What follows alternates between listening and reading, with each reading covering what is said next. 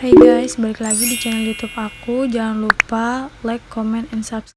Hai, saya Afifah Nurian Arianti dari Prodi Kewirausahaan NIM 199514236 Universitas Negeri Makassar.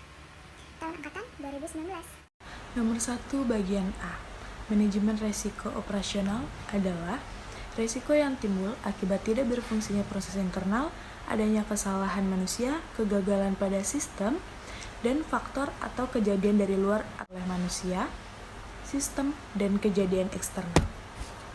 Kita lanjut ke bagian B. Manajemen resiko hazard adalah manajemen resiko yang muncul karena adanya resiko yang berpotensi bisa mengakibatkan kerugian bisnis maupun kerusakan. Selanjutnya, kita ke bagian C.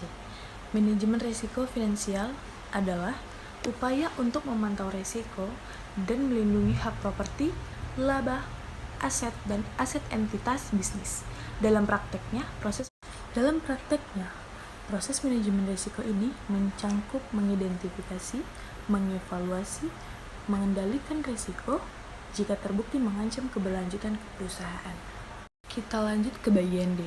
Risiko strategi adalah risiko yang disebabkan oleh adanya penerapan dan pelaksanaan strategi bank yang tidak tepat, pengambilan keputusan bisnis yang tidak tepat, atau bank yang tidak mematuhi atau tidak melaksanakan perubahan perundang-undangan dan ketentuan lain yang berlaku.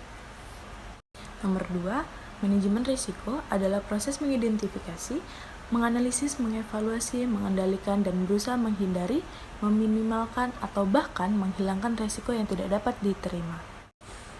Nomor 3, risiko adalah peluang dari suatu kejadian yang dapat diperhitungkan dan akan memberikan dampak negatif yang dapat menimbulkan kerugian, sedangkan ketidakpastian adalah peluang dari suatu kejadian yang tidak dapat diperhitungkan oleh pembisnis selaku pengambil keputusan. Risiko terdiri dari 4 tipe, yaitu risiko murni, spekulatif, partikular, dan fundamental. Adapun sumber-sumber risiko yaitu politik lingkungan, perencanaan, pemasaran, dan ekonomi lain-lain. Nomor 4, proses manajemen risiko yaitu penetapan konteks risiko, penilaian terhadap risiko, dan penanganan risiko. Kita masuk ke nomor 5. Alat dan teknik pengelolaan risiko yaitu adalah brainstorming, analisis akar penyebab, daftar risiko, probabilitas, dan dampak matriks. 6. Adapun langkah-langkah untuk mengelola manajemen risiko supaya Anda dapat bisa mengelola bisnis Anda dengan baik. Yang pertama yaitu mulailah dengan mengidentifikasi risiko. Langkah pertama ini adalah memahami dan mengetahui untuk menemukan risiko-risiko yang mungkin timbul di dalam perusahaan kamu. Selanjutnya yang kedua, membuat indikator penilaian dari setiap risiko. Anda dapat membuat penilaian indikator tingkat kerugian yang akan terjadi dan kemungkinan akan terjadi. Yang ketiga yaitu tanggapan risiko keuangan. Anda diminta untuk dapat memilih dan menerapkan langkah-langkah yang tepat dalam mengelola risiko karena sebuah tantangan besar bagi Anda. Pemilik bisnis mengambil keputusan strategi yang akan dilakukan berdasarkan dari respon yang telah ditanggapi. Selanjutnya yang keempat yaitu buatlah tabel rencana manajemen risiko. Dengan membuat tabel rencana manajemen risiko, Anda dapat menanggulangi risiko yang terjadi dan memberikan ilustrasi gambaran seperti apa risiko yang akan Anda cermati. Kemudian nomor 5, action implementation.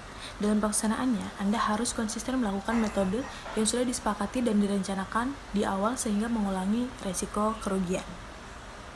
Dan yang terakhir yaitu ke-6, monitoring, evaluate, dan review.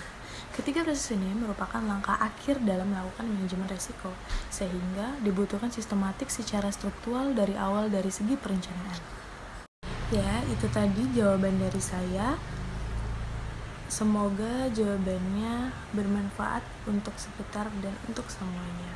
Terima kasih. Wassalamualaikum warahmatullahi wabarakatuh.